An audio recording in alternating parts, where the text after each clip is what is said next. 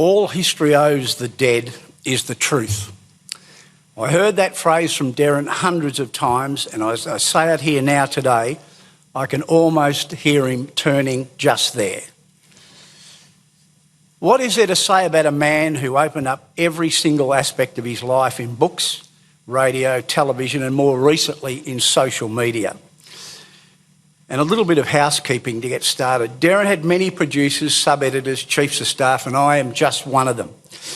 I see faces here today from that cohort, and every single one of them here would have stories, good, funny, bad, controversial. After all, Derryn's life and career was a very rich and fertile source of outlandish stories and legends, a life crowded with incident. So who was he? I'll try and give you an insider's glimpse into the man Derryn Hinch. I'll talk about what I saw, what I know, and what I was part of. The Hinch Show went 6 years on prime time. He came to television and was no stranger to Melbourne audiences because of his dominant radio show on 3AW. He arrived at 7 with great fanfare and at a time of new ownership. Paul Barber's name's been mentioned here today, and Paul was actually the first senior producer on the Hinch Show at 7. Derryn and Paul had worked together, as Darren and others have said, for many years, and they were joining up together again. Early in 1988, Derryn and Paul had a blistering row one night in the Flower Drum. You know, where else? And the next day I was appointed. I was called to the manager's office at HSV 7, and to my surprise, Christopher Skase was sitting behind the big desk. He and I had a passing acquaintance as we'd been in the same shorthand class at RMIT when we were both fledgling journalists. On that day, his last words to me were, "Your job is to make yourself Derryn Hinch's best friend."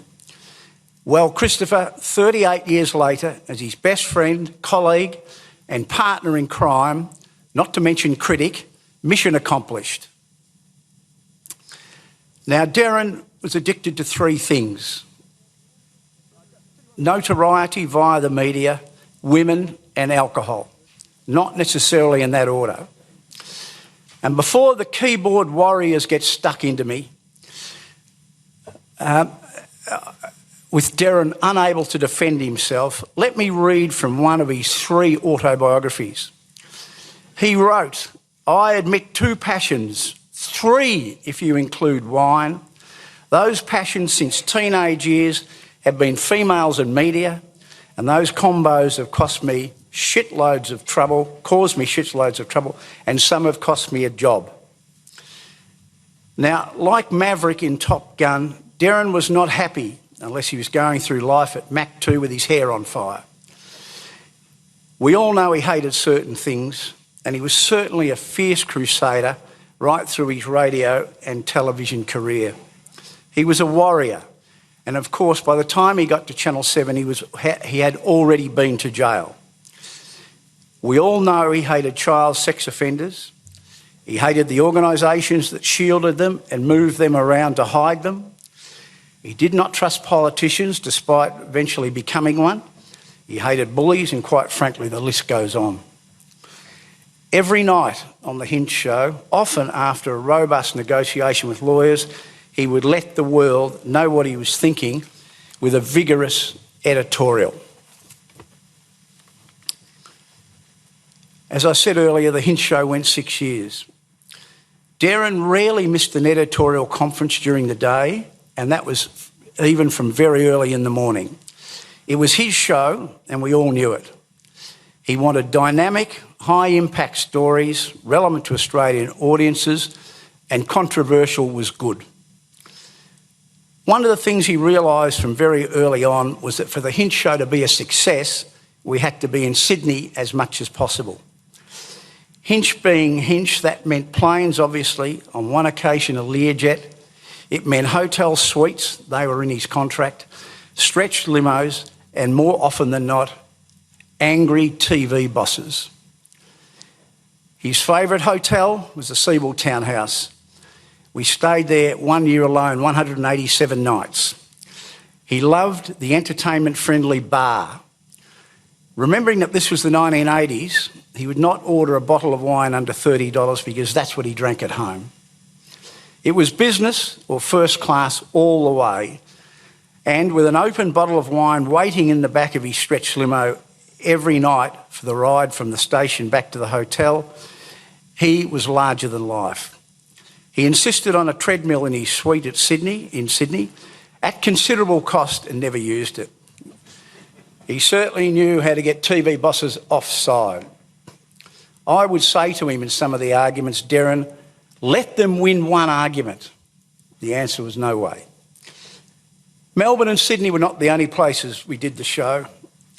Once on a trip to Adelaide, on the last night, he threw a party for local and travelling staff in his suite. The next morning, he found a trolley of 6 or 8 bottles of wine, unopened but untouched. He demanded to know who ordered that, and didn't I know we were under extreme budget pressure. I said, you ordered it, and I didn't hear another thing.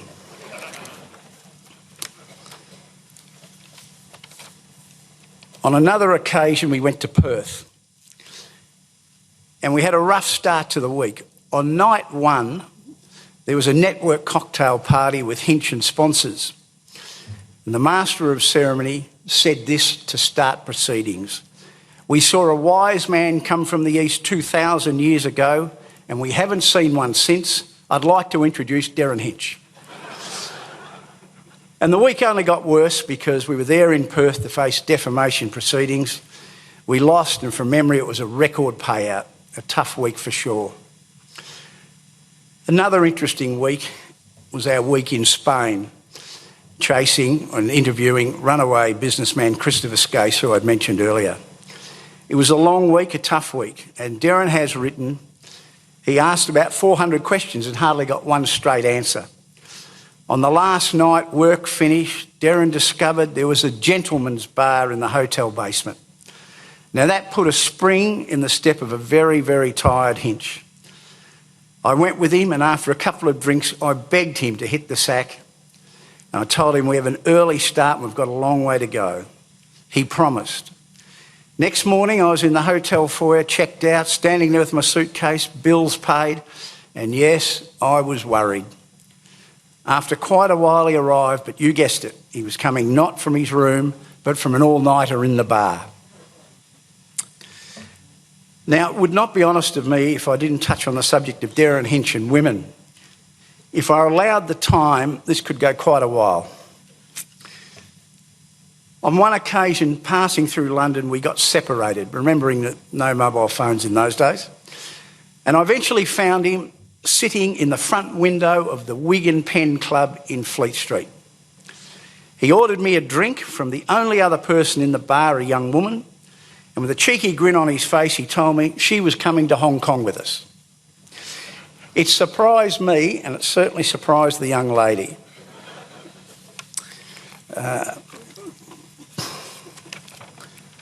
So he was an optimist, and he could be a stirrer. There were times when the optimist seemed to be absolutely shameless. He loved to see a table of women in a restaurant or a hotel. Sometimes he would simply join them, invited or not. 5 minutes later, he would and could be holding court. There were times when one of the women might come up to me and tell me, come and collect my friend, he's taking over the conversation. And there were times when they didn't ask for him to be removed. He loved women, he loved the company of women, and his many romances are well documented. Very seriously now, the last few years were not kind to Derryn health-wise, and this year was a real struggle. He was able to maintain his independence throughout these years because of his loyal friend and carer, Annette Philpott, and in more recent years, another friend and helper, Jean-Marie. They have been wonderful, and they allowed Derryn his last wish, to die at home. In finishing, I know what Derryn will be saying now if he could, and that would be, wow, what a ride. After all, there is no point getting to the end of your life in pristine condition. Goodbye, my friend. That's life.